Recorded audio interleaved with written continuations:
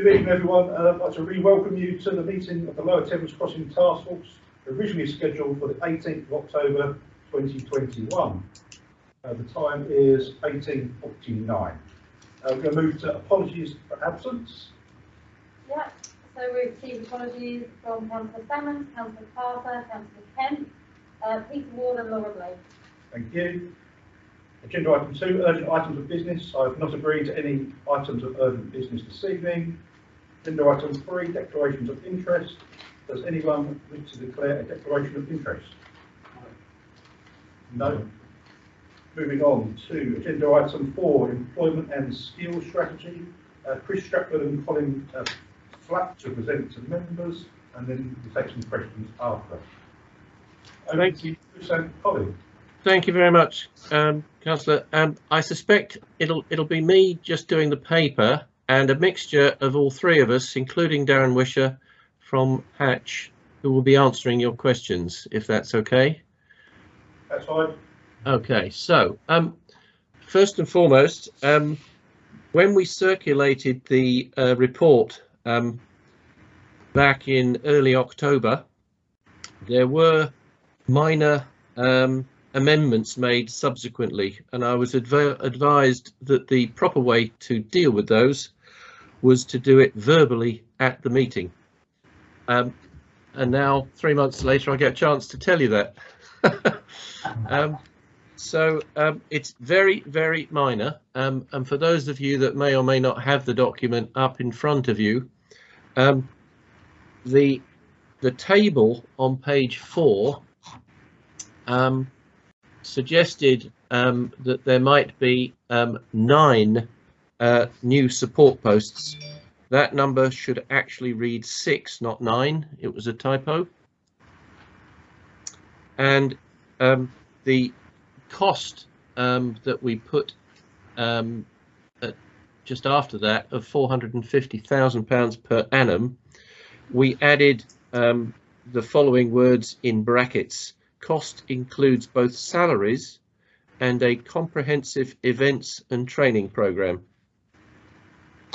So, and there is also the 9 to the 6 on page 6 of the report. So minor changes, just clarifying accurately. And I would advise not to circulate a new one, but just to tell you the update. So I did send to Lucy at the time, or Lucy's stand-in while Lucy was on holiday, Kenna, that in writing, so you could include those changes directly into the minutes, Lucy, if you wouldn't mind. Yeah, Okay, so skills education and employment strategy, hereafter referred to as C, just to save time. It overlaps with CLS 1, 3, 4 and 5 within the Hatch report, and it was felt important that we advise National Highways of our comments, and we've done that quite some time ago. But just to advise you, the timeline for this skills education employment strategy started off probably about 15-16 months ago when the first draft came out. We provided comments on that, and we didn't really get much response until May of this year. And the latest draft that we've reviewed as part of this report is actually dated August. So that's the basis of all the comments. And then what you've got in the table in section 3, and the table is only 3 or 4 pages long, essentially our main driver to this is it's not, one, they didn't have enough pace and urgency behind developing the strategy to the current state, and the targets set within it are just not ambitious enough. They have claimed in the press 22,000 anticipated jobs spanning many years, and yet a target of 437 apprentices, only some of which would be from Thurrock. So that's an example of unambitious targets, basically. There's no provision within this strategy to channel labour market benefits to Thurrock. Now, there have been a lot of things in the press about the supply chain, and they have been doing a lot to try and get Thurrock-based companies involved in trying to bid for work as part of the eventual construction. We've also asked for a series of additional resources for the team within Thurrock Council itself, and hence this team of 6 Thurrock-based posts to try and extract as much as possible from the project once it starts, assuming it starts, as possible. So far, they're only suggesting a team of 5, only one of which covers the northern area. And the northern area, bear in mind, is about 80% of the route. So I don't know what the other 4 are doing. Also, we had a proposal for some small grant schemes to support local businesses, and that seems to have not materialised yet. And they also say that the target of £1 in £3 will be spent on small and medium-sized enterprises, but unfortunately that is not followed through, and we don't understand how that materialises. So we have asked for far more ambitious targets. We've asked for some kind of securing of those targets within the DCO itself. That's the legal securing process that I've mentioned to you many times before. And the sum of money that they've allocated for community grant schemes, which is currently 1 million for the whole of the North area, which includes some of Havering, we've considered that to be very small and not sufficient. And I've got meetings about that next year to try and encourage them to make that figure larger. So that's in summary what we think of it. It's not yet good enough. And in terms of the securing, there has been a bit of a development since I circulated this paper, in the sense that Highways England have now accepted the principle of using Section 106 agreements. I would like to see the C strategy as a control document, in other words, one that the contractors must follow, with the targets then incorporated into the 106. Right now, they're saying that they don't want to make the C strategy a control document, and they want to put all the measures into the Section 106, which will make it quite long and complicated. So that's a slight update. So, Darren, do you want to add anything to that? The only thing I would add that troubles me on the C strategy, well, a number of things trouble me on C strategy. One troubles me significantly is that there is no established definition of local benefit that benefits Thurrock. So Thurrock is just listed as one of 8 areas under the definition of local. So when Highways England talk about local jobs benefits and local apprentices, there is no mechanism to assign a fixed portion of those to Thurrock, and that's one of the things we should be pushing for, I think, given Thurrock's status as one of the predominant postal authorities, that a disproportionate number of any labour market and skills benefits should flow to Thurrock residents and Thurrock businesses. So that definition of local is also something Chris needs to work on. Yep. Okay, thanks. Colin, is there anything you want to add before we take questions? No, nothing from me. Okay. So back to you then, Councillors. Thank you, Chris. In terms of the C, when is it set in stone and there's no further negotiations or discussions? Is it at the point of the DCO, or is it an ongoing process throughout the DCO? Well, the C strategy itself will be part of the submission documents, and at that point, unless they're asked questions about it, it's unlikely to change. The Section 106, however, is likely to be negotiated up to the last minute, probably prior to and maybe during the course of the actual examination. So whilst the document itself could be set in stone fairly early on, the Section 106 is still up for grabs for a bit longer. Thank you, Chris. Councillor Muldowney. I'm going to move down again because I can't actually hear you very well. Oh, okay, I'm sorry. I hope you can hear me. I can hear you quite well, yes. I have been speaking quite loudly, I apologise.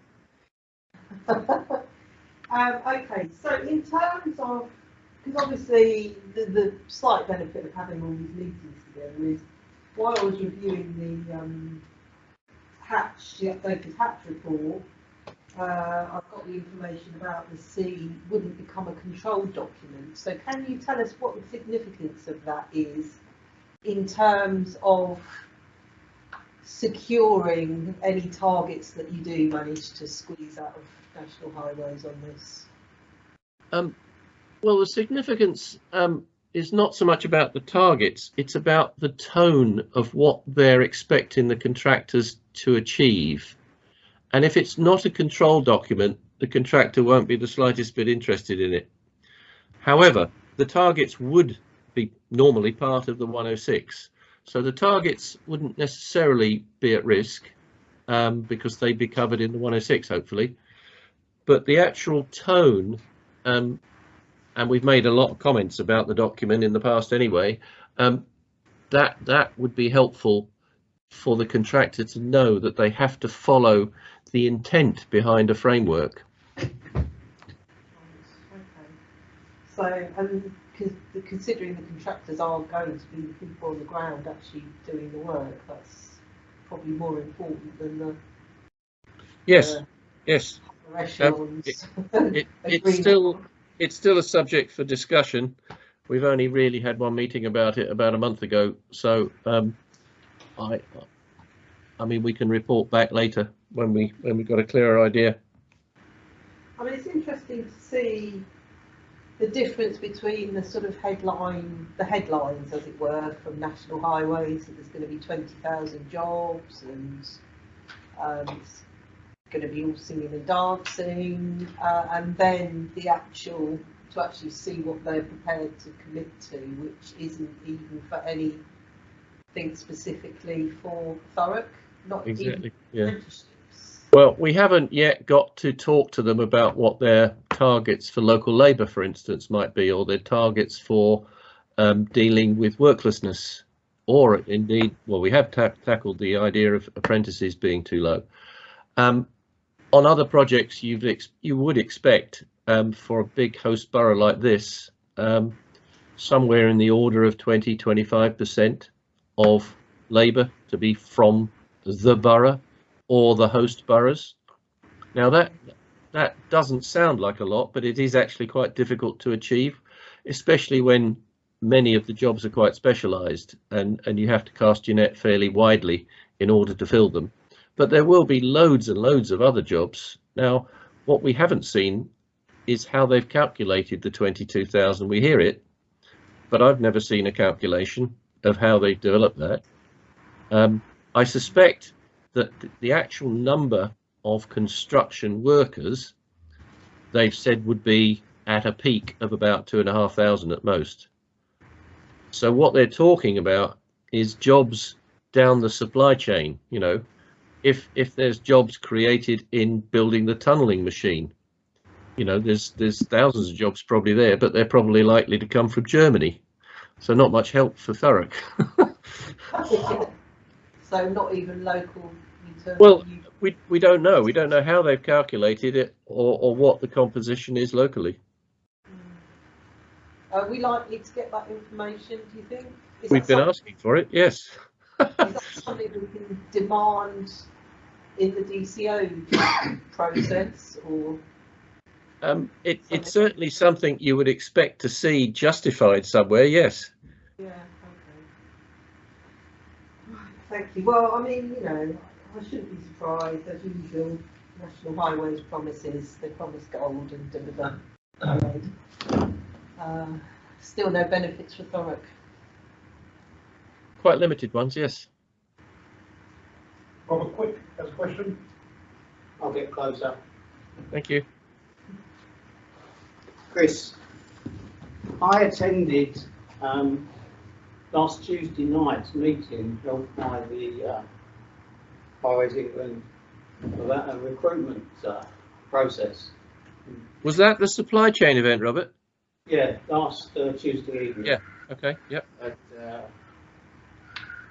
there was only about 30 minutes of them explaining what they were looking to do, not what they were actually going to do, what they were looking to do.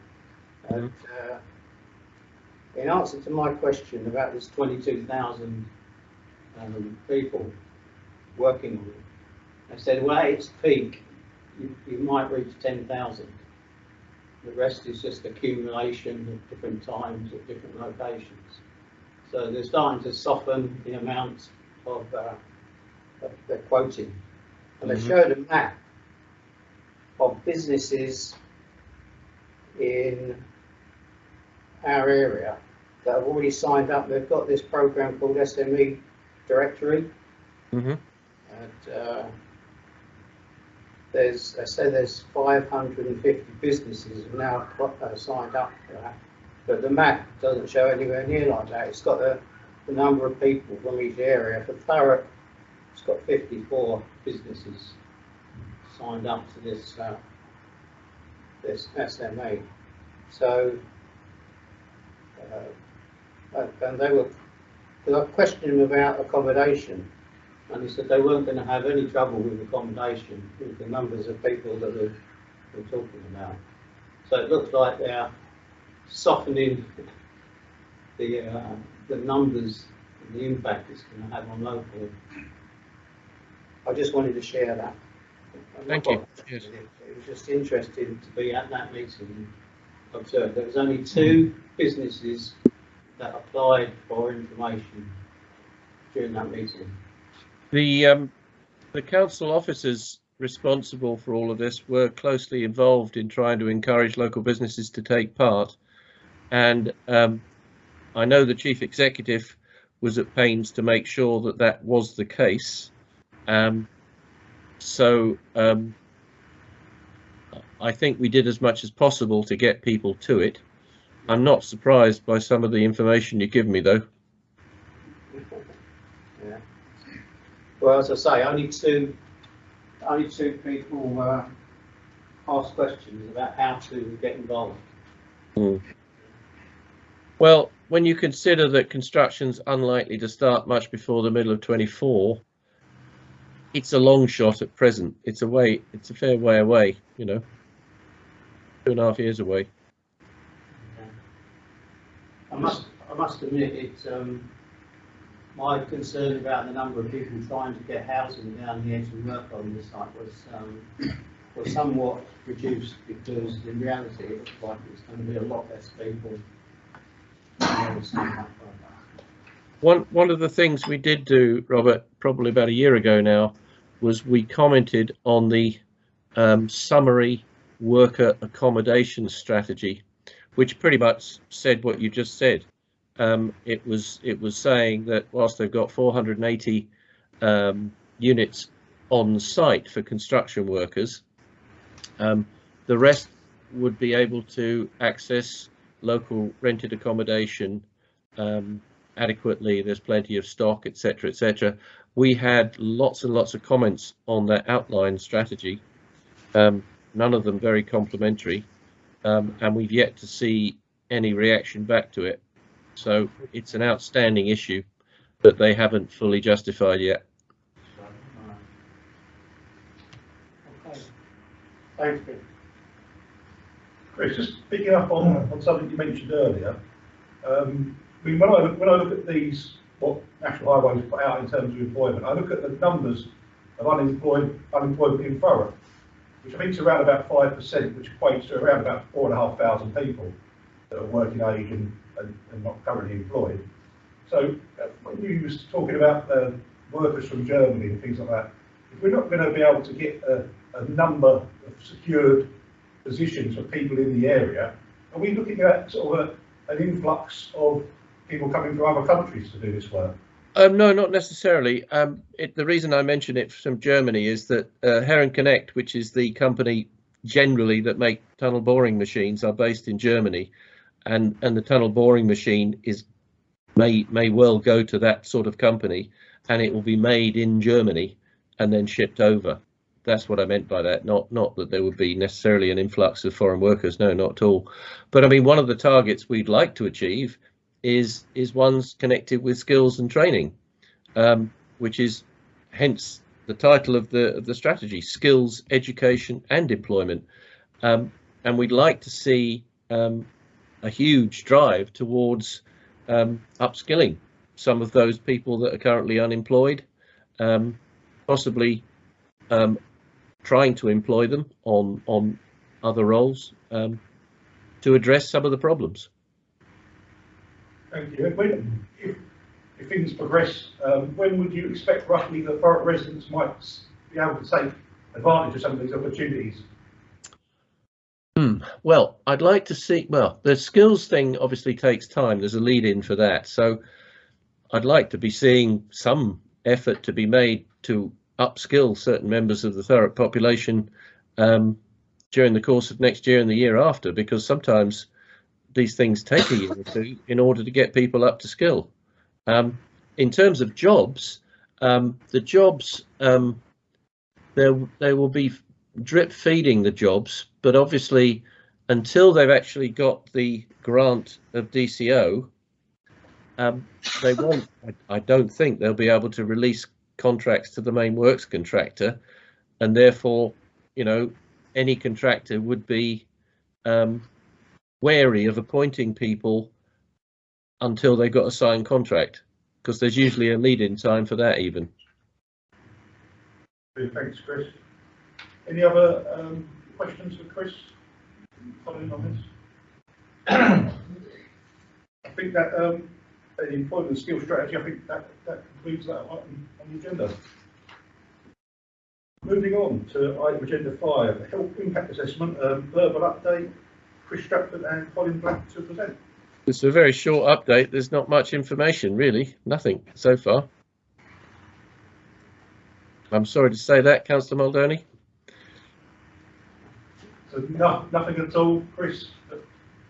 So just to expand, we've had some long meetings with National Highways where we have been pressing home the need for greater clarity on the health impact of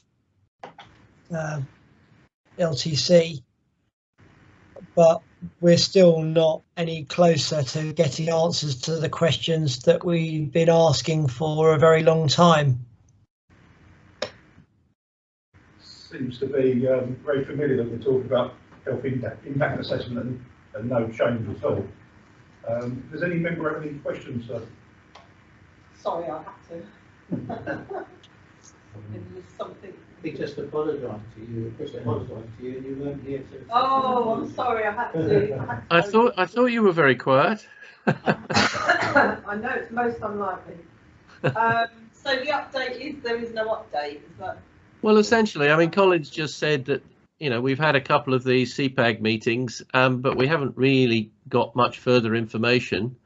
You may or may not remember that after we did the independent audit with all the different local authorities, they did agree to incorporate, I think, about 70 or 80% of what we asked them to do.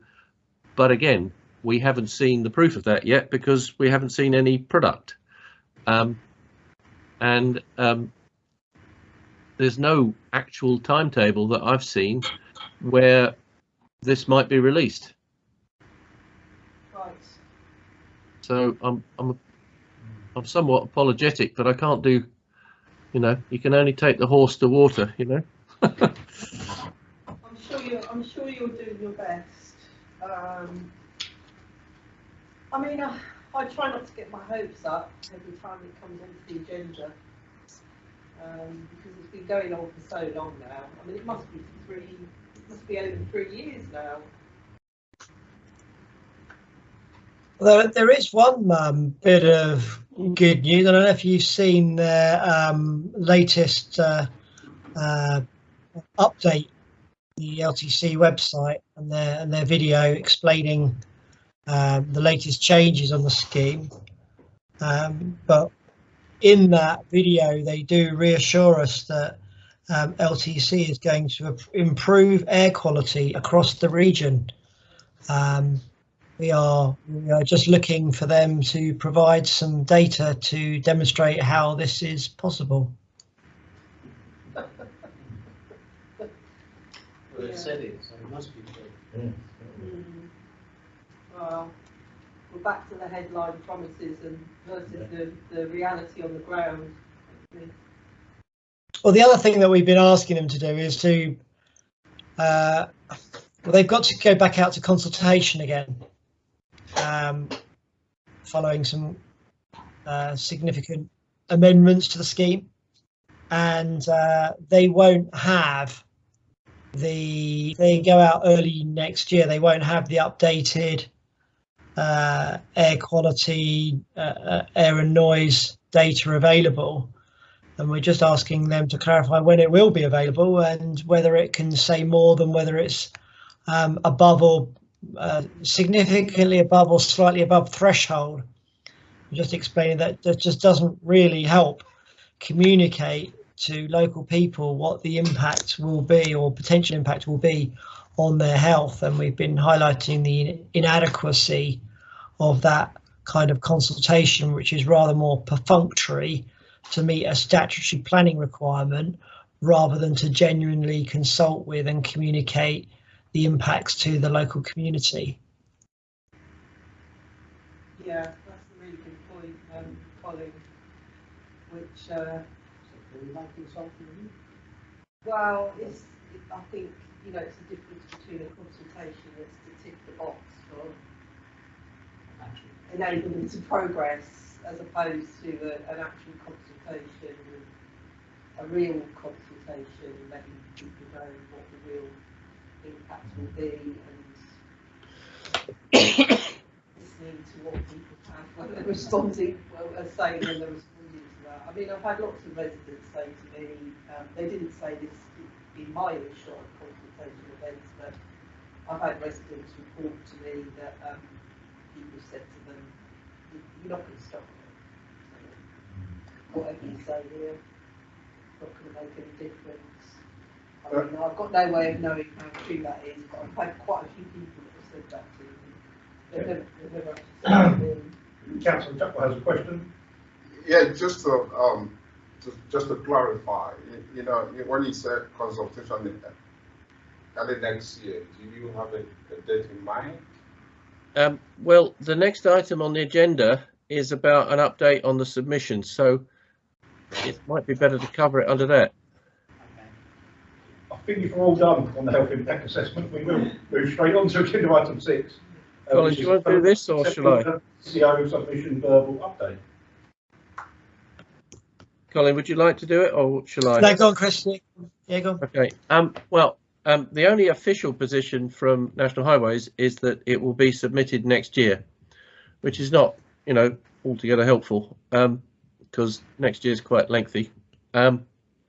However, because of Tilbury Fields, particularly Tilbury Fields, and the fact that they've had to release about half, the western half of what was Tilbury Fields to the Freeport, and they're now looking for other land to the east and north to replace that, they obviously have to go out to consultation once they're ready. Now, they have indicated that they would like to do that in February. I have no faith in that figure whatsoever. I think it's more likely to be spring. I just can't see them being ready, because not only do they have to cover that in the consultation, they ought to cover the 2 changes to the A13 junction, which they've instituted over recent months, and hopefully they have to do a response to everyone's comments on the last consultation so that people understand how they've accommodated what was said previously. Now that's a pretty major piece of work, notwithstanding what we said, but the emergency services had a very detailed response. All the other local authorities had one, Natural England had one, Historic England had one, Environment Agency had one, and then there was 3,000 or 4,000 people also commented. So trying to do a response to all of that is going to take them some time. So I in answer to Councillor Chutwell's point, I think it'll be spring, and I'm particularly vague about spring because spring starts on 21st of March and finishes on the 21st of June, so it's any time in between that, and therefore my estimate, Colin's estimate of when they might submit, I think is in the second half of next year, and I wouldn't like to tie it down any more than that. You agree, Colin? Yeah, I mean, I think they're under a lot of pressure from their client, the Department for Transport, to get the submission in as quickly as possible. They do need to go out to consultation. They're looking at whether they can go on a streamlined version of consultation, whatever that means. But there's also some quite significant pieces of work that they've committed to and are underway at the moment. And one of those is to look at in detail whether Alsip Junction works in its current configuration. And we very much doubt that work will be completed and resolved in time to go out to consultation. And if there are then amendments needed to that junction and that layout and that configuration, they'll need to go out potentially to another consultation after the consultation. And it just seems a little bit rushed at the moment. And I think when they step back and have a look at what they need to do in order to come forward in a sensible way, they will realise that they need to push the consultation back later in the year. And it also gives them a chance to do their air quality and noise assessment, health impacts to the level we've been asking them to do. So I think they need to provide what they need to do is allow themselves some more time to do the work they need to do, and to be able to go out to a proper engaged consultation, not just a perfunctory tick box exercise. So that is our hope, that they will see sense, and it will be probably later in the summer / autumn before they could get their next DCO submission in.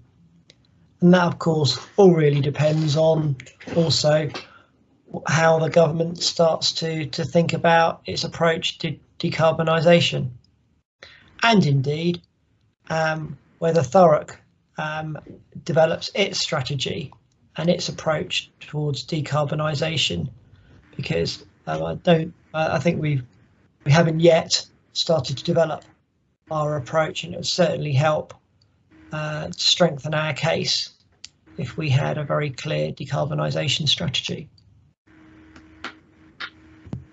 I think just a comment, as a town planner that's been around a bit, when I hear people say, let's just get the submission in, that's the best course of action, often it isn't, because by getting it in too quickly, it's not thorough enough, and it ends up taking longer in the long run.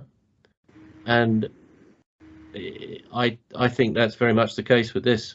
If they, I mean, it's taken a while already, I know, but if they do rush this and get it in, it may be that they don't get the result they want, and it takes a lot longer.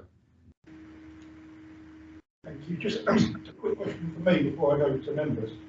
In terms of the consultation, will we have chance to influence or at least suggest to National Highways that the criticisms we had of the last consultation, e.g. where they were located and things like that, will we have chance to influence that to make sure that they don't make the same mistake twice?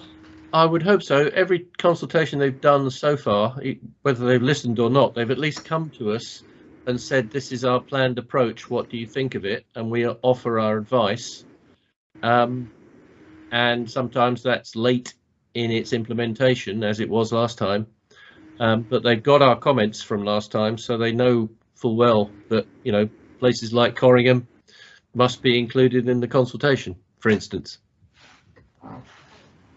Thank you. Robert Quick. Yeah, there were two projects on their sheet which they said was regardless of whether the DCO got approved or not. That's the east-facing slips on the A13 at the lakeside and the additional bridge for their access purposes over the bridge near Low Street. Is there any movement on those two items? Colin, this is one for you, I think. There has been lots of discussion. So taking east-facing access,